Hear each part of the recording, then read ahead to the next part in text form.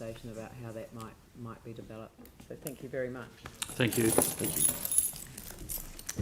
James Harris, Community Development Network Trust.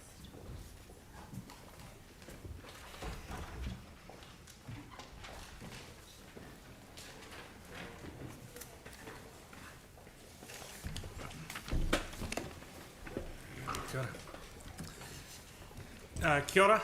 I'm James. I've been a Hornby community youth worker for CDN Trust for about 13 years. We work throughout the city with young people, running kids' holiday camps for kids that are nominated by social workers, teachers. We run teen adventure camps. We have youth workers in schools, and we have an after-school youth hangout in Hornby. Kia ora, I'm Caleb. I live in Hornby, and in 5 years' time, I'll be 19 and doing an apprenticeship. Kia ora, I'm Jackson. I live in Hornby, and in 5 years' time I'll be 18 at uni studying to be an engineer. We'd like to highlight two areas on the draft long-term plan. The first one concerns Waikola Park. The second is the proposed cut to community funding.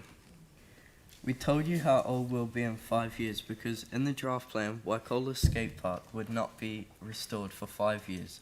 The skate park is extremely old and breaking, and some of it can't even be used anymore.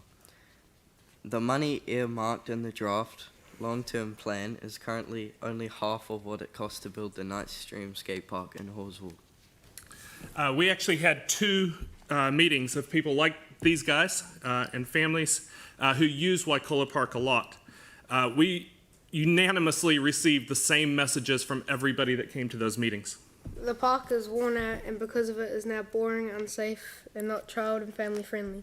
The feedback came from 40 different students like us and families, and what everyone wants at the park.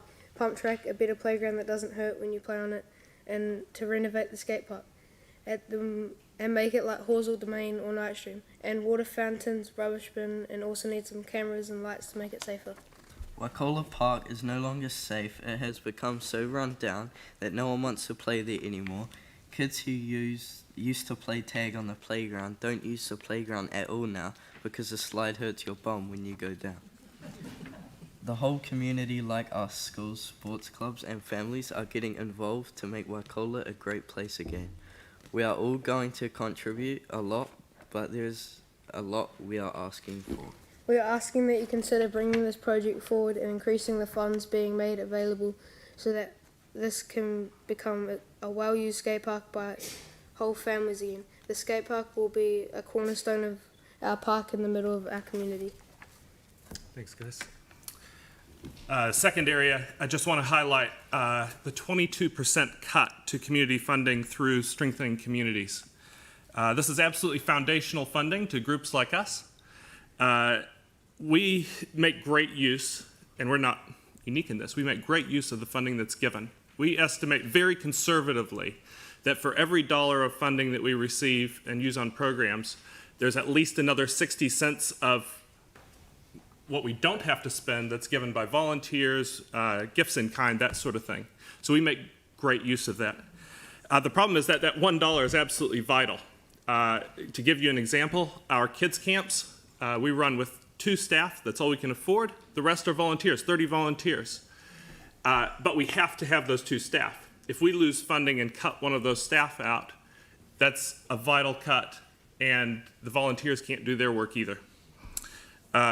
The draft plan currently is for roughly $6.5 million of strengthening communities funding annually. This current year, it was 7.4, and in the 2018 long-term plan, the planned funding for 2022 was 8.3 million. So the draft budget is a 22% cut on what was planned at that stage. If that cut goes through, it will be devastating to quite a number of groups, and it will cut out a lot of the people who support the most vulnerable in our communities.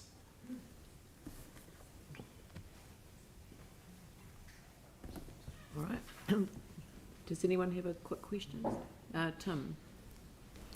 Has the face of private investment with sponsorship or other from companies and local companies in the areas.